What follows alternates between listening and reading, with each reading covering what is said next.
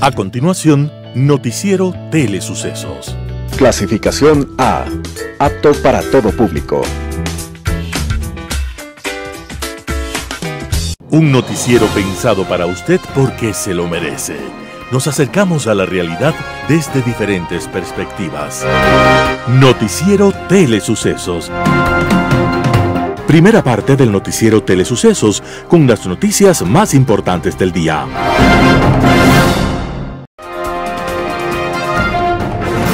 Un día como hoy. En la tradición de muchos pueblos, la lechuza ha sido el animal que representa la sabiduría. Y en Cajamarca, Perú, nació un hombre que llevaba ese apellido, Lechuza, y en quichua se dice Chusig. Este hombre, Luis Chusig, era ayudante del único hospital que tenía Quito en el siglo XVIII, y acá se casó con una mulata, Catalina Aldaz. De esta unión nació un niño que, pasados los años, se convirtió en uno de los más brillantes ecuatorianos de todos los tiempos. El niño se llamaba Eugenio Chusig, pero para poder estudiar, la familia pagó a los jesuitas que certificaron que la sangre era limpia, y a partir de ese momento, el niño se empezó a llamar Francisco Javier Eugenio de la Santa Cruz y Espejo. Espejo se graduó a los 20 años como médico, y su aguda inteligencia lo llevó a dejar su huella en ensayo científico, periodismo, oratoria, epístola, el panfleto y hasta en los primeros grafitis que viera la ciudad de Quito. La vocación libertaria de Espejo no le hizo concesiones a los círculos de poder. Gobernantes, médicos y pseudointelectuales fueron acusados de negligencia y mediocridad por su pluma iluminada. Eugenio Espejo estaba naciendo un día como hoy, 21 de febrero de 1746, y lo recordamos como al médico y al duende, como al escritor y periodista, como al hombre de los profundos compromisos con lo más alto de la condición humana. Las principales noticias del día. Titulares. México niega extradición de Jorge Cherres, uno de los principales investigados. Medida cautelar suspende el concurso del defensor público. Suspenden audiencia de juicio contra Abdalá Bucarán. Los editoriales serán de Martín Pallares, Justicia Indígena, otra amenaza que se les pasó. Talía Flores, el servilismo parlamentario envilece al país. Noticias del día. México niega extradición de Jorge Cherres, uno de los principales investigados. México negó el pedido de extradición de Jorge Cherres, intermediario financiero e investigado por el desfalco al Instituto de Seguridad Social de la Policía Nacional, ISPOL, por más de 900 millones de dólares. La decisión sobre la negativa de extradición a uno de los investigados del caso ISPOL la dio a conocer la Corte Nacional de Justicia la noche del 19 de febrero del 2024, un año después de que se hizo el pedido. Cherres, conocido como el Mago, está prófugo de la justicia al tener una orden de prisión preventiva por estar procesado por falsedad de información en una de las investigaciones que giran en torno al caso ISPOL. La resolución de México tiene carácter definitivo. Por eso, la presidencia de la Corte Nacional de Justicia concluye con el proceso de extradición. Tras conocerse la decisión, el director del ISPOL, el coronel Renato González, se pronunció. Es una decisión soberana de las autoridades de ese país que obviamente afecta a las tareas de recuperación de los recursos sustraídos, escribió en su cuenta de X. Sin embargo, hay que recordar que Cherres también tiene orden de prisión preventiva en el caso por peculado por los 216 millones de dólares que ya pasó a juicio. Por eso el nombre de Cherres está vinculado a varios procesos penales en Ecuador y uno en Estados Unidos. Tras destaparse la estafa de más de 900 millones de dólares, Cherres dejó Ecuador el 6 de marzo del 2020, 6 meses después de que se conocieran las operaciones irregulares del ISPOL. El primer destino del Mago fue Cali, en Colombia. Luego se conoció que estaba en México, país que le habría otorgado la nacionalidad. Medida cautelar suspende el concurso del defensor público. Un juez de garantías penales de Chone suspendió el concurso de selección y designación del defensor público. Una ex postulante del proceso y funcionaria de la Defensoría Pública presentó una acción de protección con medida cautelar. El 19 de febrero de 2024, la Comisión Ciudadana de Selección del concurso conoció y aprobó las notas generales de los postulantes que sortearon las primeras fases del proceso. Ahora, los puntajes serán sometidos al escrutinio e impugnación ciudadana. Según consta en el expediente judicial, ese mismo día, María Portalupi Feró, coordinadora regional de la Defensoría Pública del Litoral, presentó una acción de protección con medida cautelar para suspender el proceso que ya se encuentra en su recta final. Portalupi Feró alegó que desde la conformación de la Comisión Ciudadana, realizada en junio de 2023 por parte del Pleno del Consejo de Participación Ciudadana, se violó la Constitución al establecerse solo 9 de los 10 integrantes reglamentarios. También acota que desde esa fecha, algunos comisionados han dejado de ser parte de la Comisión Ciudadana, llegando a operar el cuerpo colegiado con hasta 7 integrantes. Un aspecto que, según la accionante, vulnera lo establecido en la Constitución de la República. Portalupi Feró además recordó que ella fue postulante del proceso, pero que a lo largo del desarrollo del concurso se han presentado varias inconsistencias que han generado la presentación de diferentes acciones constitucionales. Incluso recordó que mediante una acción de protección previa el proceso regresó a la fase de admisibilidad. Suspenden audiencia de juicio contra Abdalá Bucaram. Pese a las advertencias hechas por el Tribunal de Juzgamiento de que no se dilataría más este caso ante la inasistencia del abogado del ex agente de la Agencia Metropolitana de Tránsito de Quito, Leandro Berrones, por sexta ocasión se difiere la audiencia de juicio por el delito de delincuencia organizada contra el expresidente Abdalá Bucaram Ortiz, su hijo Jacobo Bucaram Pule y el israelí Sheyman Oren. La diligencia fue declarada fallida. Los dos Bucaram, Berrones y Sheyman Oren, son acusados de que entre marzo y octubre del 2020 habrían planificado y ejecutado actividades ilícitas relacionadas con la negociación de pruebas para la detección de COVID-19 y de mascarillas durante la emergencia sanitaria que vivió el Ecuador, obteniendo réditos económicos. Para ello, según la Fiscalía, habrían incurrido en otras infracciones penales como enriquecimiento privado no justificado, estafa, uso del oso de documento público y evasión tributaria. Esta diligencia iba a instalarse a poco más de 2 años de que fueron llamados a juicio por el delito de delincuencia organizada los 4 que llegan a la audiencia de juzgamiento y la peruana Orieta Isabel Marengo. Esta última no fue convocada a la etapa de juicio, pues se encuentra detenida en Perú a la espera de que se concrete el proceso de extradición a Ecuador. Justamente la defensa de Berrones presentó un pedido de diferimiento debido a que el único abogado que lo representa tenía otras diligencias pendientes. El abogado de Berrones fue multado por la inasistencia y generar que ésta sea declarada fallida. El abogado tiene 72 horas para justificar su ausencia. Si en otra ocasión no se presenta, el implicado deberá aceptar la defensa pública. Entrevista del día. En Radio Sucesos estuvo Napoleón Santamaría. Él es abogado tributario. El tema del que habló: ¿cuánto afecta el incremento del IVA en la canasta básica? Escuchemos lo que opina.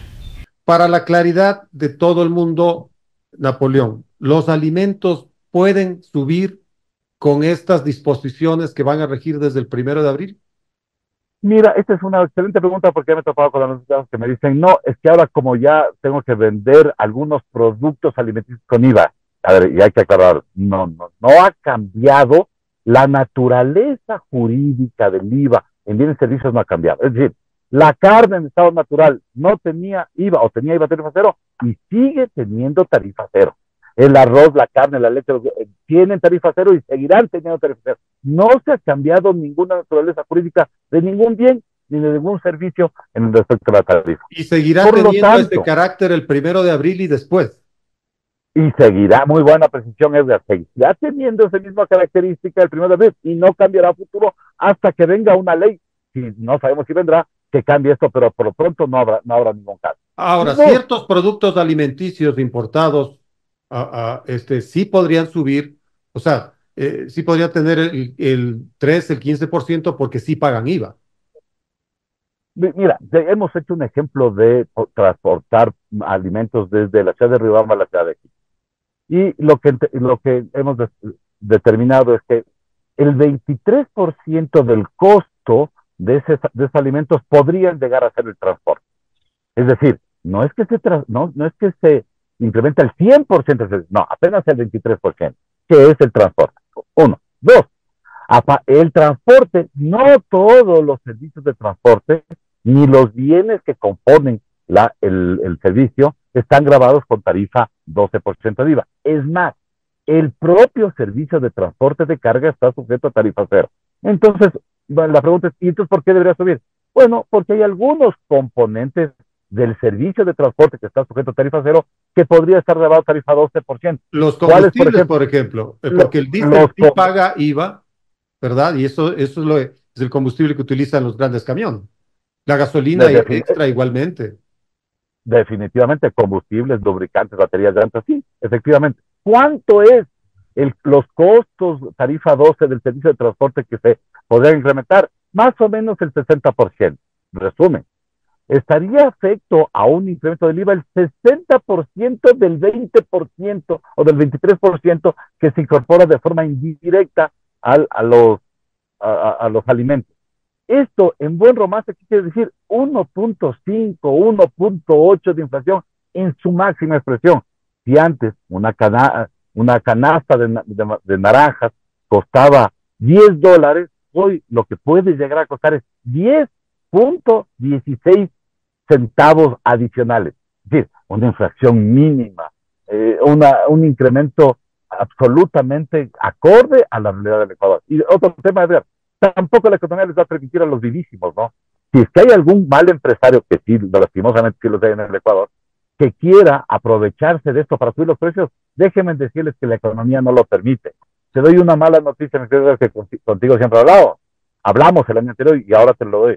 A enero de este 2024 ya empezó mal el país. Tenemos 1.7 menos de recaudación tributaria. Y si tú le miras dónde está en el IVA. Es decir, la economía sigue fría, no hay recursos económicos, no hay plata. Dos, primero, mala recaudación. Segundo, nuestras regalías petroleras en enero también se disminuyeron. ¿Por qué? Porque el precio se cayó un poquito. Y tres, lo que sí se ve peligrosamente es que la cartera de consumo, cuando se utiliza la tarjeta de crédito, etcétera, comienza a desbordarse unas tarifas de morosidad preocupantes. Está llegando al 7.28, cuando históricamente el consumo nunca pasó del 5% en el sector de los casos de morosidad. Mira tú que la economía estamos efectivamente en un momento recesivo, así que tampoco habrá espacio para que los vivísimos quieran abusar, mi querida. Lorena Grillo, abogada penalista en Radio Sucesos, habló sobre las reformas necesarias para la protección infantil. Veamos la nota. ¿Qué tiene que hacer el Estado? Pues el Estado tiene que primero hacer políticas de prevención, y esto hablamos a largo plazo, ¿no es cierto? Si no prevenimos hoy, vamos a seguir teniendo esto y vamos a seguir teniendo esta conversación después de 5 años, después de 10 años, después de 20. Sí, esto es a largo plazo la prevención, pero ¿qué tiene que hacer en este momento? Ahorita tiene que primero abrir las puertas y brindar salud mental a sus ciudadanos. Segundo, tiene que escuchar a los niños cuando los niños hablan de violencia. Ahí tienes profesores, tienes médicos, pediatras que reciben a los niños y que no denuncian los temas de violencia. Los colegios, por ejemplo, no denuncian los temas de violencia porque qué pereza, luego me van a llamar a la fiscalía y es todo un lío. Y prefiero no meterme en estas cosas domésticas porque todavía se cree o se entiende que esto es un tema doméstico. Sin embargo, esos son los niños que de adultos o bien hacen una familia y repiten el patrón, o bien están tan rotos, tan separados de su entorno propio, tan descuidados afectivamente, que luego forman parte de estos grupos de delincuencia organizada. O sea, es decir, no es una cosa aislada. Alguna vez me preguntaban si el tema de violencia de género incide en la situación del país, y claro que sí, porque no solo es la mujer víctima de violencia, sino los niños que se crían en esos entornos de violencia, que luego pues tienen unas adolescencias, entre comillas, difíciles que les pueden llevar a formar parte de otros lugares donde ellos sí sientan que hay una familia que no sintieron en el día a día. Claro, es verdad, Lorena, que un punto de quiebre, no solo para la violencia, fue la pandemia. Los índices de violencia registrados por la UNICEF, por ejemplo, pre-pandemia y post-pandemia, significa que entre 2019 y 2023 aumentó en un 600%, el nivel de asesinatos de niñas, niños y adolescentes en el Ecuador. Es increíble. El año pasado fueron asesinados un promedio de 2 niños diarios. Ahora, la prevención de la que tú hablas, que es bien importante, la educación, eh, muchísimas cosas que dentro del hogar tienen que, sí, y no son temas domésticos solamente porque si consideramos que es un tema doméstico, cada cual enciérrese en la casa y haga lo que quiera, que es más o menos lo que está pasando. Ahora, se habla de, ahora mismo se está discutiendo en la Asamblea Nacional reformas al Código Orgánico Integral Penal. ¿Qué tal un tema de debate siempre, que es el aumento de penas? ¿Incrementar las penas ayuda a solucionar este tipo de cosas también o tipificar nuevas? A ver, yo creo que más bien, yo creo que el código nuestro y la ley y su reglamento tiene bien claro lo que es la violencia, ¿sí? La violencia intrafamiliar, tienes violencia física. Dentro de la violencia física tienes lesiones que van graduando, si tienes la violencia psicológica, y en la violencia psicológica ahí sí tienes todo tipo de actos. Violencia patrimonial, el acoso, la persecución, es decir, bueno, ahí sí tienes todo, ¿no? Pero el tema es que no se sanciona. Digamos que subimos, digamos que triplicamos las penas. Entonces, listo. Pero si se sanciona el 1% de casos, ¿de qué te sirve triplicar las penas? Yo no soy una persona que está muy en contra de subir las penas en el sentido de que tienes un delincuente peligroso, una persona peligrosa que por lo menos estará más tiempo tras las rejas y habrá menos posibilidad de que haya nuevas víctimas. Si no previene el delito, en eso estoy clarísima, pero si es que no sancionas, ¿de qué te sirve tener la pena que sea? 100 años, 2000 años, si es que vas a sancionar, el 1% se sanciona en el Ecuador de lo que es violencia. 1. Entonces, realmente es un tema que va más allá, es un tema de capacitar a los fiscales para que los fiscales sepan procesar. Los que litigamos en estas áreas, a veces nos encontramos con cada respuesta en la fiscalía que es terrible. Los peritos de fiscalía y la forma en la que se hace la investigación también deja muchísimo que desear. Entonces, ahí el Estado tiene que proveer la fiscalía de mejores recursos y más recursos para que puedan tener los profesionales necesarios para este tipo de temas, ¿no? Y que se pueda llegar a una sanción. Si no, de lo contrario, no tiene sentido las penas.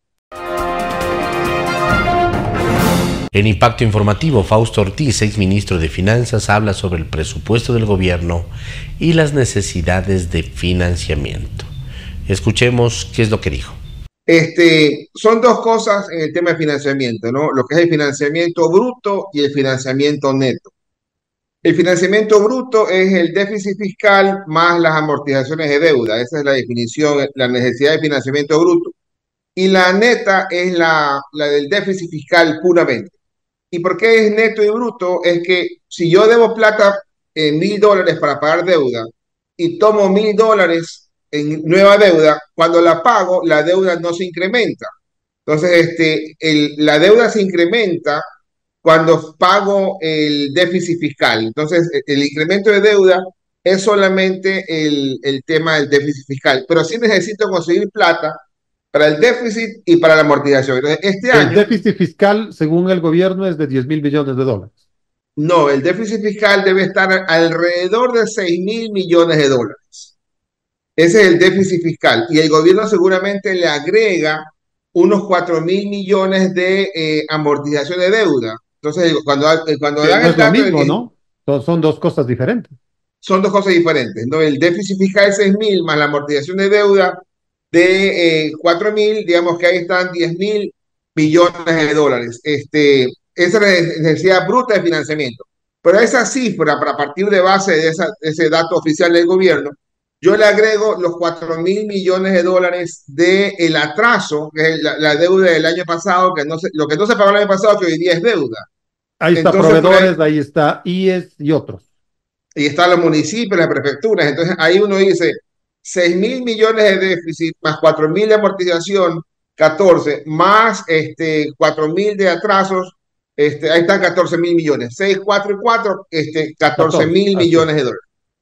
Y luego uno dice, mira, pero aparte del déficit fiscal base del año pasado, hay que aumentar un punto del IVA a lo que tiene que ver salud y educación, porque así dice la Constitución, pero un punto de Producto Interno Bruto, ¿verdad? Entonces, si el Producto Interno Bruto son 120.000 millones de dólares, entonces estamos hablando de que hay que aumentar a sectores de salud y educación por lo menos 1.200 millones de dólares más. Entonces, ese déficit fiscal aumentaría. El del año pasado al de ahora aumentaría esos 1.200 millones. Y hay que agregarle también por lo menos unos 800 millones que puede ser que cueste la seguridad. Entonces ahí estamos hablando de... Usted habla del conflicto armado interno. Sí, es correcto, sí.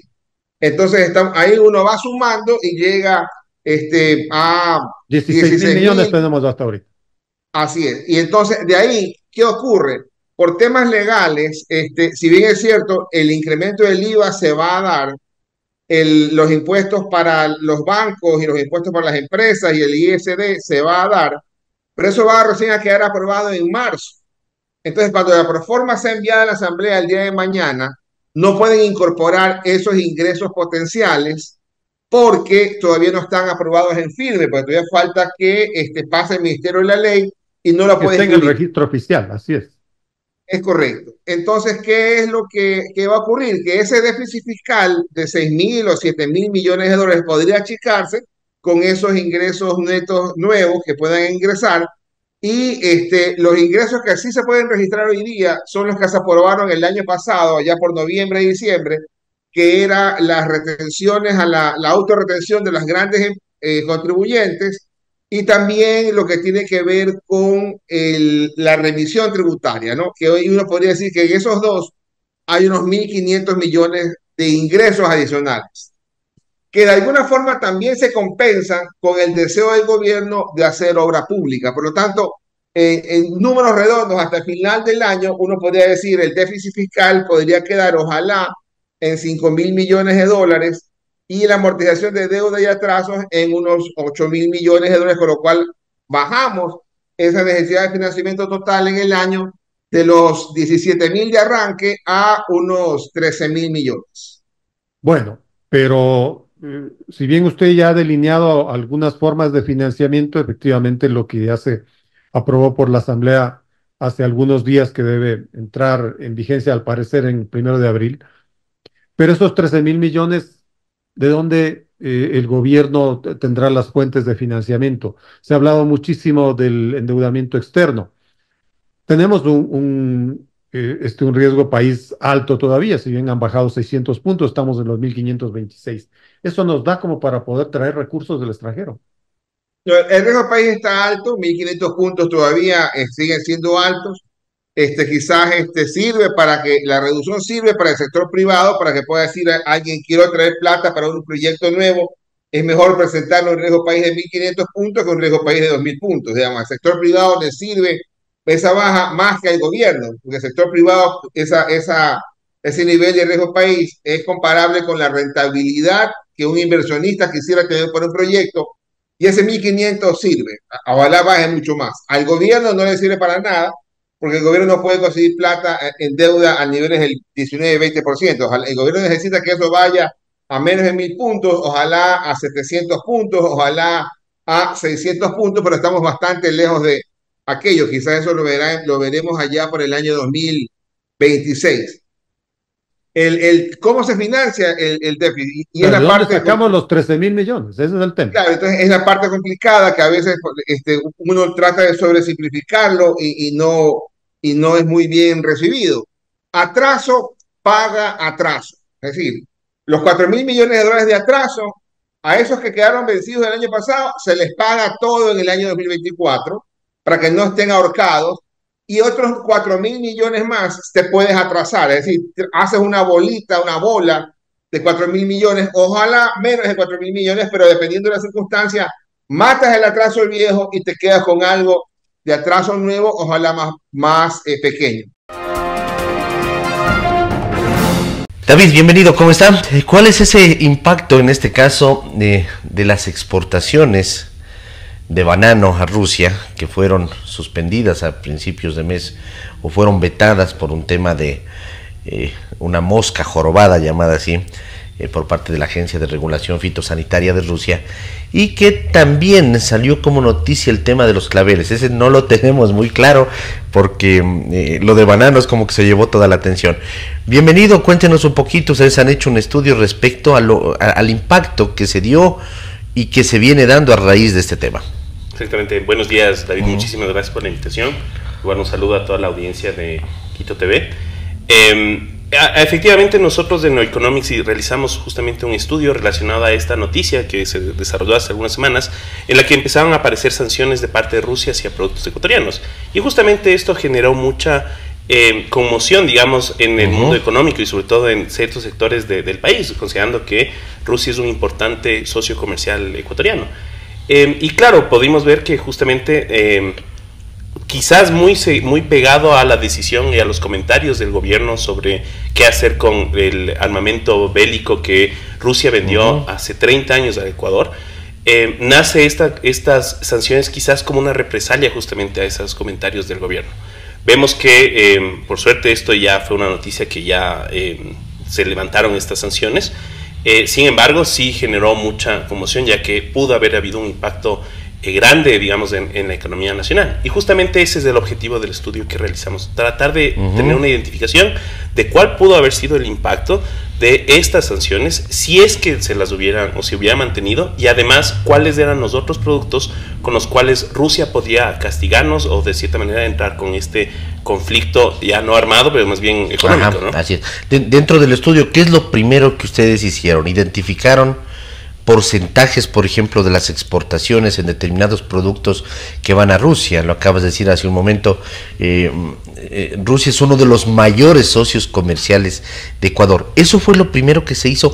¿Cuánto, por ejemplo, de todo lo que exportamos de banano va a Rusia, va a Estados Unidos, va a otros países? Y se determinó qué tan fuerte es este impacto. ¿Por ahí empezaron? Exactamente, justamente lo que quisimos es tratar de armar esta historia para tratar de conocer justamente cuál es el impacto que podría haber, porque al inicio también muchos habló esto de que va a ser quizás una catástrofe el tener estas sanciones, pero queríamos justamente tratar de tener esa evidencia de qué tan cierto va a ser. Otros decían es mínimo, no va a pasar nada. Exactamente. Se los puede redireccionar ese producto. ¿Cuál es la verdad? ¿Cuál es la realidad? Entonces empecemos primero con cifras a noviembre del año anterior. ¿Cuáles son los principales socios comerciales de Ecuador? Es decir, los países a los cuales Ecuador vende sus productos. Correcto, a nivel general de productos. Exactamente. Primero, correcto. Entonces, en primer lugar está China, ¿sí? Que prácticamente es cerca del 26% de las exportaciones ecuatorianas tienen ese destino, seguido por Estados Unidos, y en tercer lugar se encuentra Rusia, seguido por otros dos países europeos, que además, si tomamos a la Unión Europea como un solo bloque, sería nuestro tercer socio comercial. Es decir, China, 26%, Estados Unidos, ¿cuánto? ¿Un 22%? Como un 16%. 16 ya. Y Rusia, en cambio, es solo el 4%. Pero claro, Rusia, tomándolo como país individual, comparado con otros países de la Unión Europea. Sin embargo, si agrupamos todos los países de la Unión Europea, sobrepasa lo que estaría con Rusia. Entonces, ya a primera manera vemos que son productos que quizás son un destino, Rusia, que no tiene una representación significativa dentro del comercio. Lo segundo que nos preguntamos fue qué productos somos los que más exportamos. Y en ese caso, claro, encontramos que el camarón es el primero, en el cual el principal destino es China, pero el segundo, que es prácticamente la mitad de las exportaciones de camarón, son el banano, y el principal destino es Rusia. Y claro, al ser el banano uno de los principales productos de exportación, que representa el 16% de todas las exportaciones del Ecuador, puede ser un golpe bastante fuerte a la economía nacional. Banano, ahí sí, Rusia es el principal destino. Así es. Del porcentaje de banano que se exporta, ¿cuánto va Rusia? El 22%. 22%. Entonces, claro, frente a eso, si empezamos a pensar de que Rusia pone sanciones, ¿sí? Sobre este producto que es importante y además es el principal consumidor de banano en Ecuador, entonces es algo de que nos preocuparíamos. Pero también a días después de haber puesto estas sanciones, aparece esta noticia de que van a haber sanciones también en los claveles. Entonces, claro, la parte de flores, por ejemplo, dentro de los productos que el Ecuador exporta, está en el top 10, pero Rusia ya no representa uno de los mayores socios comerciales. En este caso es Estados Unidos, donde prácticamente un tercio de esas exportaciones son el destino, seguido por Kazajstán. Rusia tiene apenas el 0.8% de las exportaciones de flores. No llega al 1%. No llega ni siquiera al 1%. Entonces, claro, ahí empezamos a entender de que posiblemente no sea un lugar que pueda tener una afectación significativa en la economía como y de pronto por eso no fue tan impactante la noticia, o fue como secundaria también. Sí, y además de que como lo habíamos conversado antes, no había en verdad una noticia en verdad que esté certificada. No fue como un dato oficial, claro. Esa sanción. Y claro, de ahí nos pusimos a pensar si esto es algo que continúa, porque además el gobierno no emitió justamente no emitió mucha información al respecto de esto. Pensamos de cuál podría ser los otros escenarios con los cuales Rusia podría castigarnos. ¿Y cuáles pueden ser? ¿Cuál es el producto después del banano, por ejemplo? Entonces, ¿cuál podría ser? Desde el lado de lo que Rusia compra, ya no son muchos los productos. Entonces, quizás por el otro lado quizás Rusia deja de vendernos cosas. Entonces, ahí es igual importante entender qué es lo que el Ecuador compra del mundo. Entonces, ahí vemos de cuáles son los principales países a los que Ecuador compra. Y ahí tenemos igual a los mismos países, que son generalmente Estados Unidos, China, países de la región, y Rusia aparece recién en el 24º lugar. Entonces, de países a los que compramos. Ecuador adquiere productos. ¿Y qué producto, por ejemplo? Se habla bastante de que el tema de fertilizantes, por ejemplo, se compra Rusia. Entonces, igual, dentro de eso, Rusia no aparece como un socio comercial. ¿Qué productos son los que más importa el Ecuador? Entonces, los productos que más importa el Ecuador son vehículos, ¿sí? Que los traemos de China, seguido por medicamentos, que los compramos de Colombia, seguido igual de elaborados de soya, que igual se lo compra de países de la región, seguido celulares, y el final trigo, que lo compramos de Canadá. Entonces, igual dentro de los principales productos que el Ecuador importa, no aparece Rusia. Entonces, veamos cuáles son los productos que más importamos de Rusia. Son abonos, específicamente abonos nitrogenados, y el otro abono que es con nitrógeno, fósforo y potasio, que son destinados para la agricultura. Aquí pensemos del abono nitrogenado como la urea, ¿sí? Y el otro un abono mucho más especializado, que tiene más componentes. En ese caso, ¿sí? El 50%, cerca del 50% de las importaciones de abonos nitrogenados sí provienen de Rusia. Entonces, si eventualmente Rusia quisiera tener mayor impacto con sus sanciones, podría haber puesto una limitación justamente a la venta de estos abonos, y eso tendría nuevamente un impacto sobre la producción agrícola ecuatoriana. Claro, es una cadena además, ¿no? Exactamente. Claro. Y pensando sobre todo en cuál es el destino y el uso de esos fertilizantes, vemos que nuevamente el sector bananero es el principal consumidor de esos abonos. Entonces, la mayor afectación pudo haber sido específicamente sobre el banano, y teniendo ya un menor compra, y por último, posiblemente una reducción justamente en el rendimiento de la producción de banano, que pudo haber tenido unas consecuencias a largo plazo más grandes. Entonces, por suerte, se levantaron estas sanciones durante la semana anterior. Parece que ya el gobierno ha tomado medidas diplomáticas con Rusia, justamente para negociar estos tratados, y vemos que ojalá no suceda algo similar sobre otros productos, ya que las exportaciones ecuatorianas, específicamente de productos no petroleros, han tenido una relevancia muy marcada sobre la economía nacional, y es uno de los elementos que en verdad nos ha permitido salir adelante y no estar tan golpeados por las diferentes crisis que hemos sufrido. Un panorama de noticias para su estatura intelectual.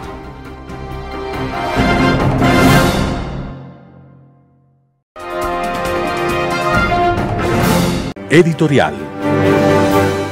Justicia indígena, otra amenaza que se les pasó. Artículo de Martín Payares publicado en Diario El Expreso.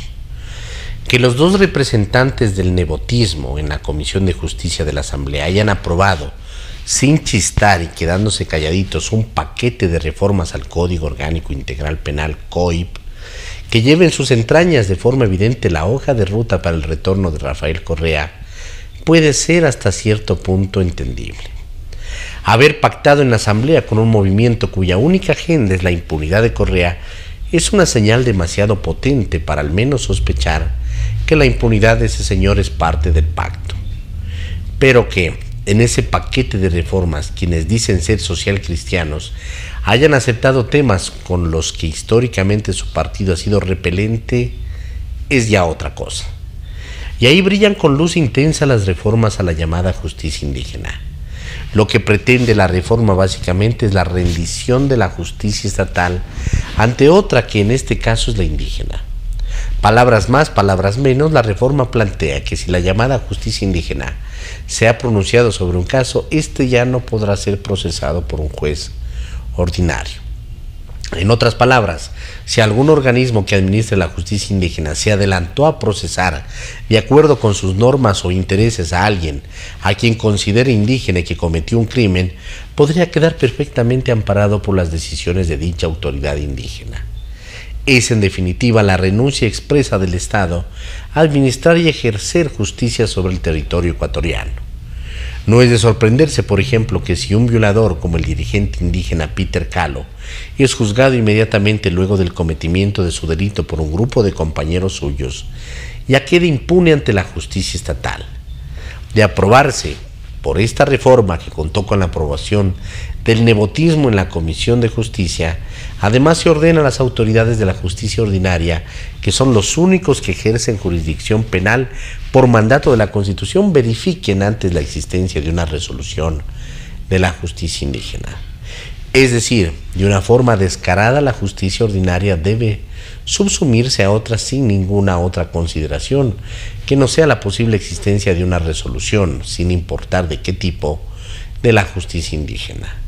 El sistema de justicia está seriamente afectado con la posibilidad de que haya una justicia paralela y nadie parece haberse ni mosqueado con el tema. ¿No les parece muy raro? Artículo de Martín Payares, publicado en Diario El Expreso. Servilismo parlamentario envilece al país. Talía Flores, primicias. Cuando creíamos haber presenciado las más burdas maniobras de los políticos ecuatorianos legislando a la carta, la Comisión de Justicia y Estructura del Estado de la Asamblea Nacional, presidida por un asambleísta correísta, presenta el informe con las reformas al Código Orgánico Integral Penal y pone en jaque la institucionalidad del Estado. En un paquete de 86 reformas hay algunas que desquiciarían a los tratadistas al proponer con estulticia y cinismo la intervención burda de la política en la justicia. La reforma al artículo 584 plantea volver obligatorio que la Fiscalía entregue información confidencial sobre sus investigaciones penales previas a los asambleístas, echando por los suelos la reserva imprescindible para la indagación y el factor sorpresa para los operativos.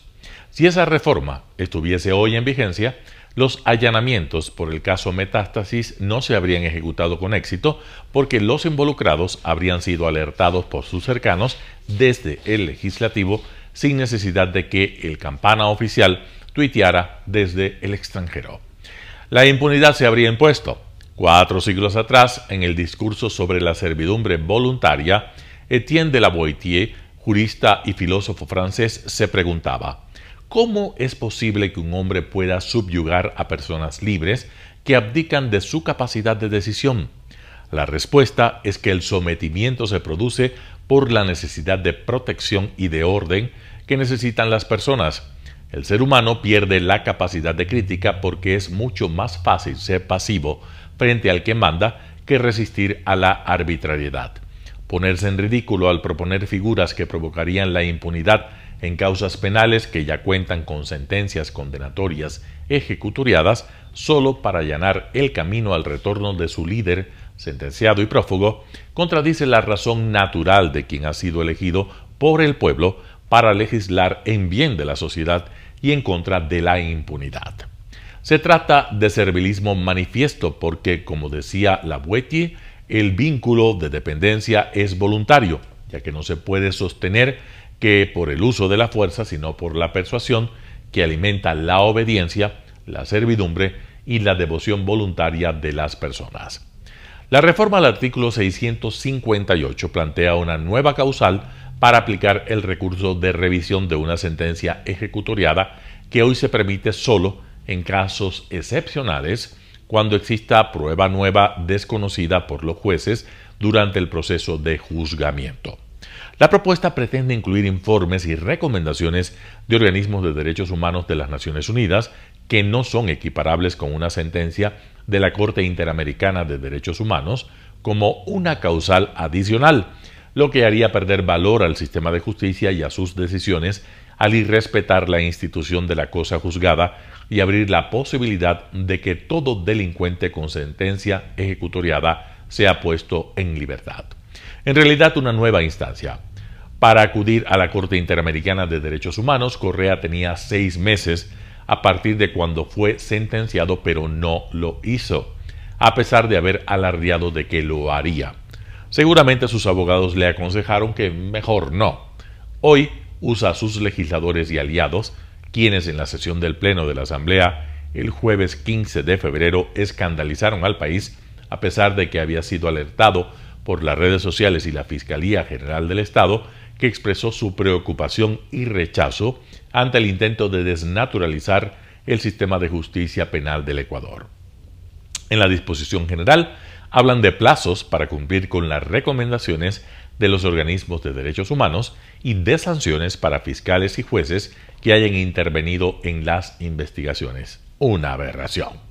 Con certeza ya tendrán la lista de las víctimas, con la fiscal Salazar a la cabeza, a quienes perseguirán y acosarán. Lo anticipó el sentenciado de Bélgica cuando dijo: pagarán los traidores. Otra reforma pretende modificar la potestad que hoy tiene la Fiscalía titular de la acción penal de solicitar al juez el archivo de una indagación previa para que lo pueda solicitar también el investigado cuando haya transcurrido un año. Solo les faltó poner los nombres de los beneficiarios. Quienes aprobaron estas reformas en la Comisión de Justicia no fueron solo los tradicionales sumisos, porque aunque tienen mayoría propia, como cada uno de los integrantes tiene sus propios intereses, recibieron el respaldo espontáneo de sus aliados, dos representantes del Partido Social Cristiano, Vicente Tayano, que envió a su alterna, y una del oficialista ADN, y otro de Gente Buena, por unanimidad. Puestos en evidencia con piruetas semánticas, el asambleísta Tayano intentó, sin lograrlo, explicar lo inexplicable. Pero nada dijo de por qué no presentaron informe de minoría. Y es que nada les justifica, porque si aprobaron los textos sin leerlos, revelaría negligencia inadmisible en un legislador. Y si habiendo leído dieron su apoyo, los delata en una componenda vergonzosa. En los dos casos han deslegitimado su conducta ética.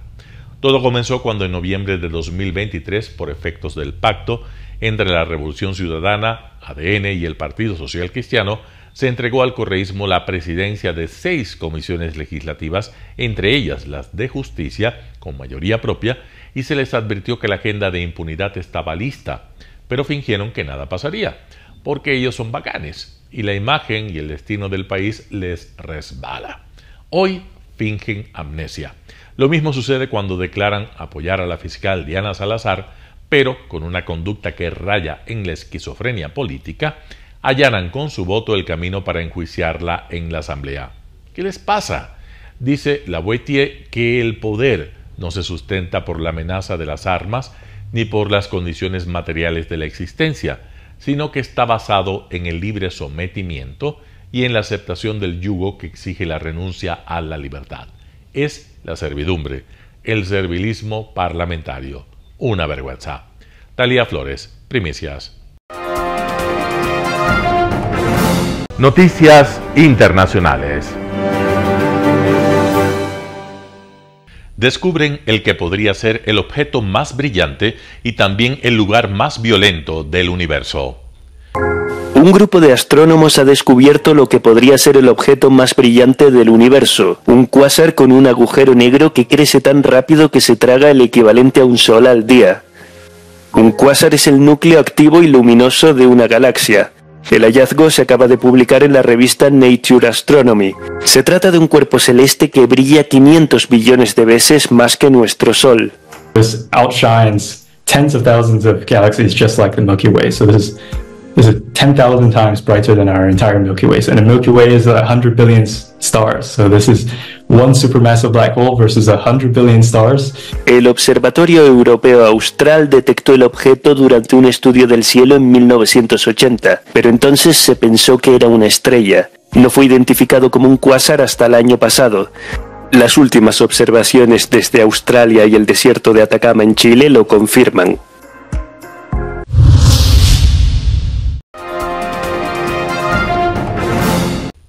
Viuda de Navalny anuncia que continuará el legado de su esposo. A 3 días de que se reportara la muerte del líder opositor ruso Alexei Navalny en una prisión del Ártico, su viuda, Yulia Navalnaya, dijo en un mensaje de video que continuaría el trabajo de su esposo en su lucha por la libertad de Rusia. Además, culpó al presidente ruso, Vladimir Putin, de haberlo matado. Sabemos exactamente por qué Putin mató a Alexei hace 3 días. Se lo contaremos pronto. Definitivamente descubriremos exactamente quién cometió este crimen y cómo lo hicieron. Daremos nombres y mostraremos caras. Cerca de 400 personas han sido detenidas por protestar la muerte de Navalny. Las autoridades penitenciarias de Rusia reportaron que el líder opositor murió después de dar una caminata y perder el conocimiento mientras estaba detenido. Entre tanto, el presidente estadounidense Joe Biden dijo este lunes que sopesa sanciones adicionales a Moscú. Ya tenemos sanciones, pero estamos considerando sanciones adicionales. La madre de Navalny, Lyudmila Navalnaya, visitó este lunes la oficina del Comité de Investigación en la ciudad más grande cerca de la penitenciaría donde se encontraba su hijo, pero no obtuvo información. Los investigadores rusos aún tienen que determinar la causa oficial de su muerte. El grupo de rock U2 encabezó cánticos en nombre de Navalny durante un concierto el sábado en Las Vegas. El líder de la banda irlandesa, Bono, ha expresado su opinión sobre reforzar el apoyo occidental a la defensa de Ucrania contra la invasión rusa. Paula Díaz, Voz de América, Washington.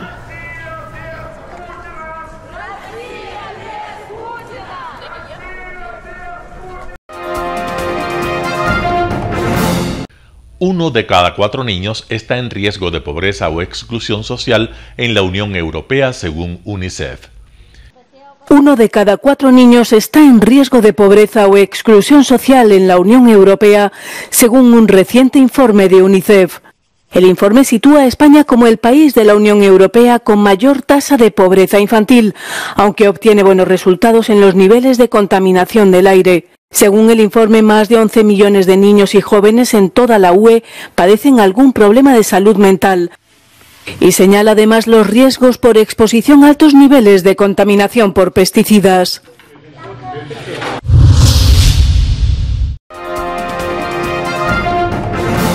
Israel da un ultimátum a Hamás para entregar los rehenes retenidos.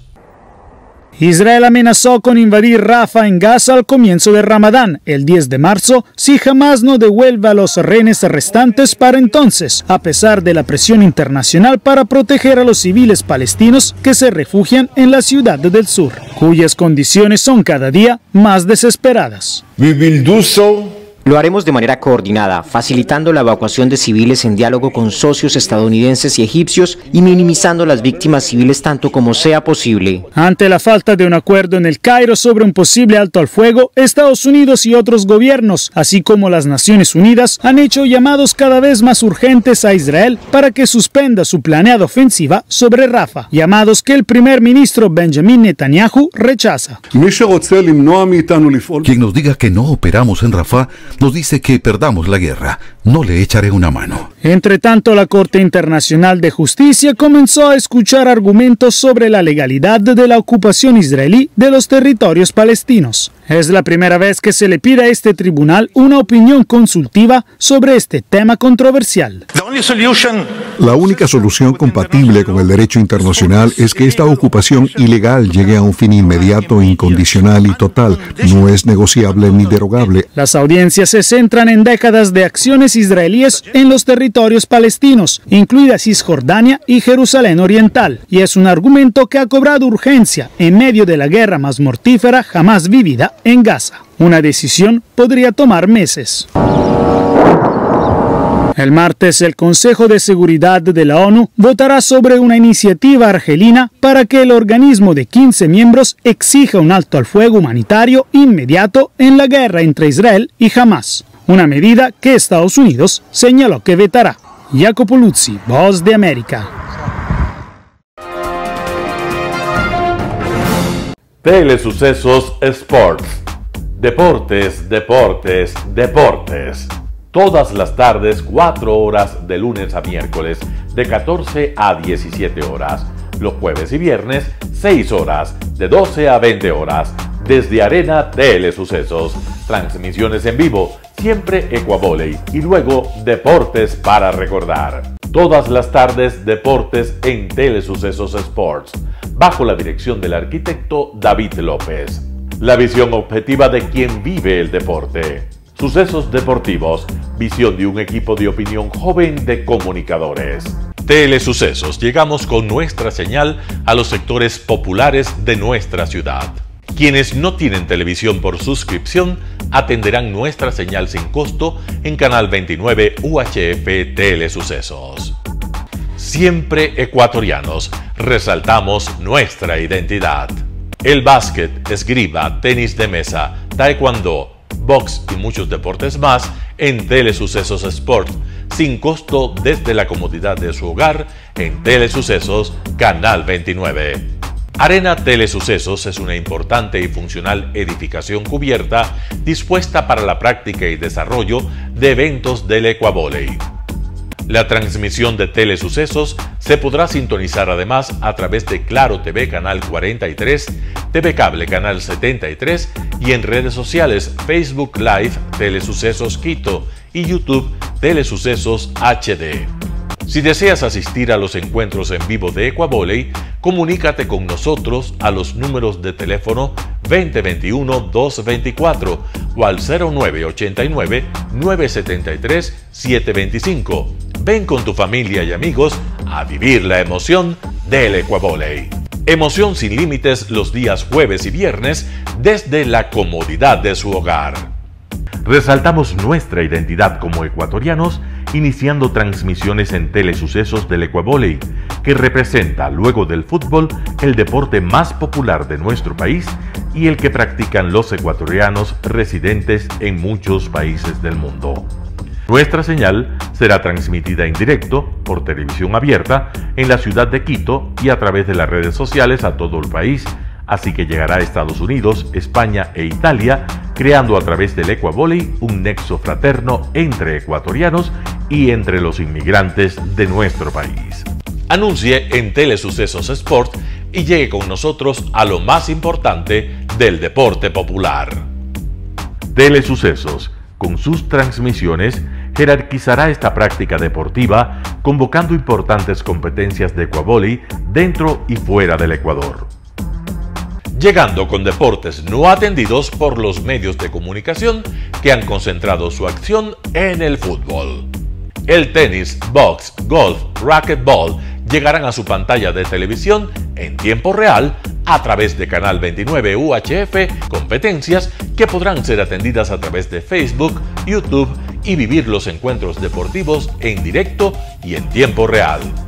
Esté atento a nuestros horarios especiales de transmisión los fines de semana y feriados. Usted y su familia disfrutarán desde la comodidad de su hogar de las emociones del Ecuavolley, deporte tan nuestro.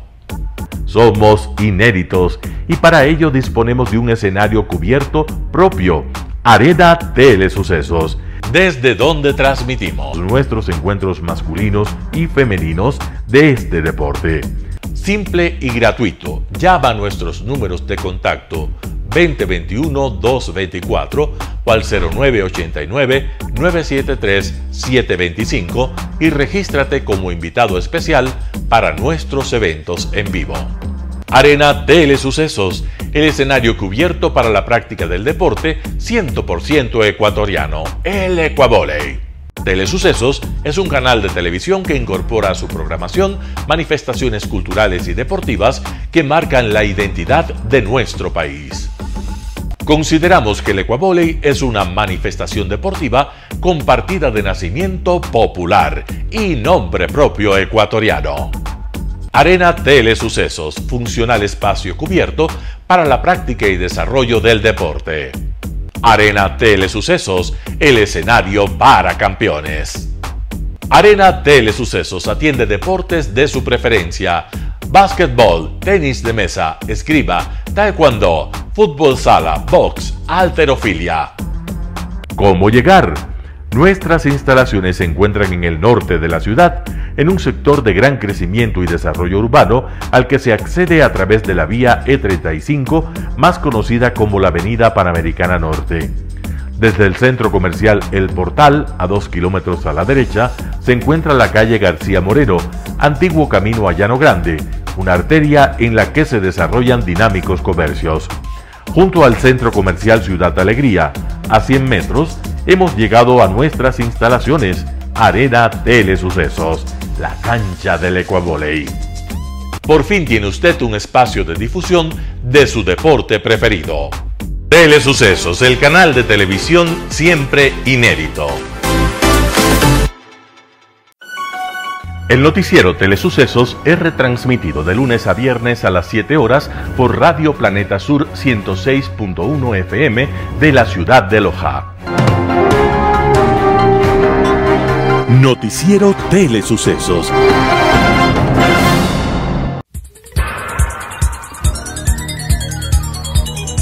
Las opiniones vertidas en este espacio por la producción y dirección del programa son de exclusiva responsabilidad de sus autores y de quienes intervienen en ellos.